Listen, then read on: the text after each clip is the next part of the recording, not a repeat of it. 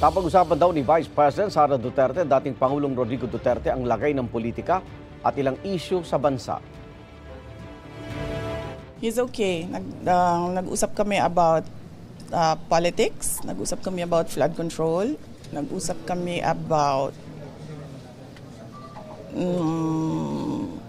love life niya. Hindi na dinetalya ng busy ang kanilang pinag-usapan noong Biyernes dahil pinagbabawal daw ito ng International Criminal Court. Noong nakarang linggo lang, pinagpaliban ng ICC ang confirmation of charges hearing ng dating Pangulo na katakda sana sa September 23. Base ito sa hiling ng kanyang abogado dahil not fit to stand trial daw o wala sa tamang kondisyon ng dating Pangulo para humarap sa paglilitis.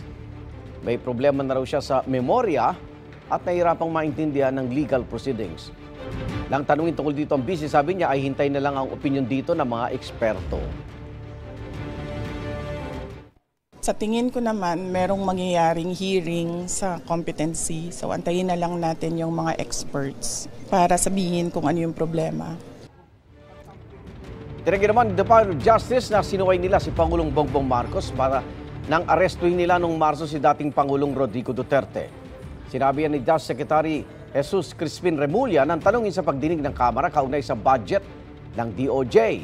Paniwala niya, nagbago na rin ang pananaw ni Pangulong Marcos kaugnay sa usapin sa pagkipag-cooperate sa ICC dahil sa takbo ng mga pangyayari. Ang pagbibigay raw niya ng go signal na i-turn over ang dating Pangulo sa ICC ay alinsunod sa Republic Act 9851 na nagsasabing maaaring itigil ng bansa ang investigasyon sa isang krimen kung inimbestigahan na rin ito ng isang international court. Igan, mauna ka sa mga balita, mag-subscribe na sa GMA Integrated News sa YouTube para sa iba't ibang ulat sa ating bansa.